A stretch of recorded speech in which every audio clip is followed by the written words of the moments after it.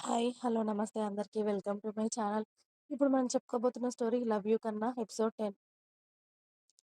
"ఏంటి మాత, నువ్వు తిట్టాల్సిన తిట్లేమన్నా బాకీ ఉన్నాయా? అలా గుర్రుగా చూస్తున్నావు నన్ను" అని కళ్ళు ఎగరేస్తుంది జాను. అప్పుడే హారిక జాను భుజం పైన ఒక్కటి వేసి, "జాను, ఇప్పుడు మీ అమ్మతో కూడా తిట్లు తినాలి అని అంత దురదగా ఉందా నీకు?" అంది. "మరి చూడొదినా, నేనేదో పెద్ద తప్పు చేసినట్టు మీ అత్త ఎలా చూస్తుందో చూడు నన్ను" అంది. "నిన్ను కొట్టలేదు, సంతోషించవే. ఆడపిల్లలు ఉదయాన్నే లేవాలి అని నీకు ఎన్నిసార్లు చెప్పాను. అయినా నువ్వు మారవు. రోజూ ఇదే తంతు నీతో.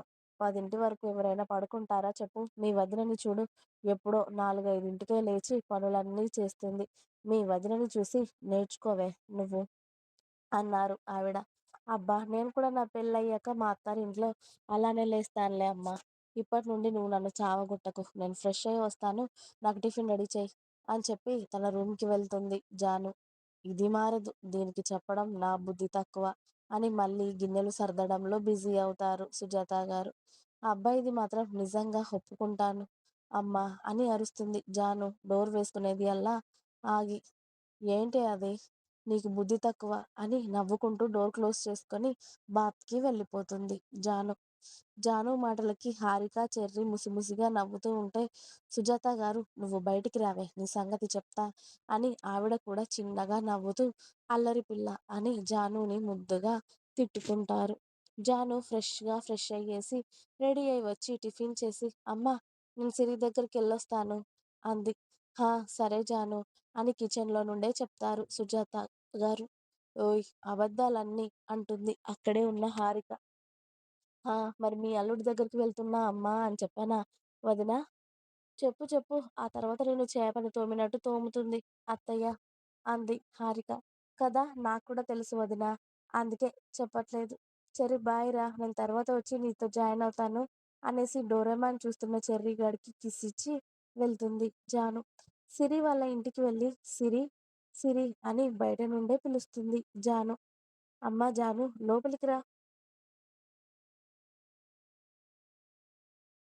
"అక్కడే ఆగావేం" అన్నారు జ్యోతి గారు జానుని చూసి. "హా! వస్తున్నా ఆంటీ" సిరి ఏం చేస్తుంది? "ఇదిగో ఇక్కడే ఉంది జాను, టీవీ చూస్తుంది." "హాయ్ సిరి, ఏం చేస్తున్నావే?" "రావే జాను, ఏంలే ఖాళీ టైమ్ పాస్ కోసం టీవీ చూస్తున్నా." "ఓహ్!" అని సిరి వైపుకు వంగి, "మీ అన్నయ్య ఎక్కడే?" అంది జాను. "వాడింకా నిద్ర లేవలేదు." ఆ దున్నపోతుగాడు. వాడు ఇంకా పడుకున్నా మా అమ్మ మాత్రం వాడిని లేపలేదు. అదే నన్ను మాత్రం 7 గంటలకే నిద్ర లేపింది అంటూ ఏడుపు మొహం పెట్టి చెప్తుంది సిరి. ఊరుకోవే సిరి, బాధలన్నీ మనలాంటి మంచి మనుషులకే వస్తాయి. బాధపడకు అని స్నేహితులు ఇద్దరూ ఒకరికొకరు ఓదార్చుకుంటారు. అవును, మీ అమ్మ ఎక్కడుందే సిరి? ఏమో కిచెన్‌లో ఉండొచ్చు మా అమ్మ. మా అన్నగాడున్నాడు కదా! వాడి కోసమే అనుకుంటా స్పెషల్ డిష్ ప్రిపరేషన్‌లు.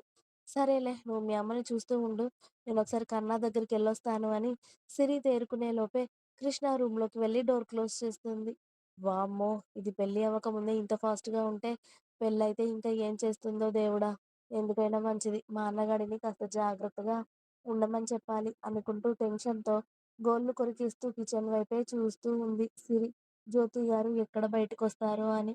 ఇక కృష్ణ రూమ్‌లో మన బాబు గారు బోర్లా ఒక కాలు మడిచి పడుకొని, తల ఒక సైడ్‌కి పెట్టి ఉన్నాడు. కృష్ణని అలా చూసి జాను దగ్గరికి వెళ్లి, కృష్ణ మొహం చుట్టూ ఆమె చేతులు తిప్పి, ఆమె వేళ్ళని ఆమె మొహానికి మెటికలు విరుస్తూ, "అబ్బా! నా కన్నాగాడు ఎంత అందంగా ఉన్నాడో" అంటూ దూరం నుండే ఆమె చేతులను కృష్ణ పెదవుల దగ్గర పెట్టి, మళ్ళీ ఆమె చేతులని ముద్దు పెట్టుకొని సంబరపడుతుంది.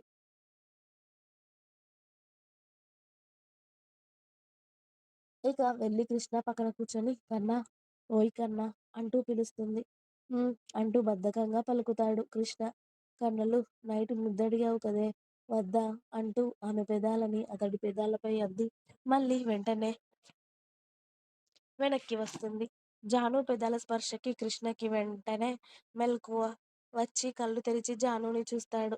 జాను నవ్వుతూ కృష్ణని చూసి, "గుడ్ మార్నింగ్ కన్నా" అంది. కృష్ణ కళ్ళు మూస్తూ తెరుస్తూ, "ఓయ్! నువ్వేంటే ఇక్కడ?" అంటూ మోచేతుల మీద బ్యాలెన్స్ చేసుకుంటూ కాస్త పైకి లేస్తాడు. "నైట్ ముద్దడిగావు కదరా!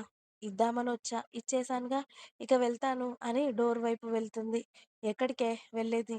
చోటుగాడి దగ్గరికి వెళ్తున్నా. ఫ్రెష్ అయ్యి అక్కడికి వచ్చేయి కన్నా, మళ్ళీ ఆంటీ వచ్చేస్తారు అని డోర్ ఓపెన్ చేసుకొని పిల్లిలా వెళ్ళి మళ్ళీ సిరి పక్కన కూర్చుంటుంది జాను. అబ్బా! మీ ముందు పెద్ద పెద్ద నటులు కూడా దిగదూడిపోయానే తల్లి. ఇద్దరికిద్దరు సరిపోయారు. భలే నటిస్తారు ఇద్దరు అంది సిరి. ఏదో నీ అభిమానం లేవే అని సిగ్గుపడుతుంది జాను. అబ్బా! నువ్వు సిగ్గుపడకే నాకు చచ్చిపోవాలి అని ఉంది. ఏంటే సిరి పుసుక్కున అంత మాట అనేసావు?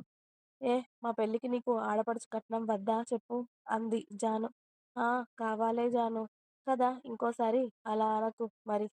సరే పాప అననులే. అయితే పద చోటుగడి దగ్గరికి వెళ్దాం మనం. ఓకే. అమ్మకి చెప్తానుండు అని సిరి జ్యోతి గారిని పిలుస్తుంది. ఏంటి సిరి?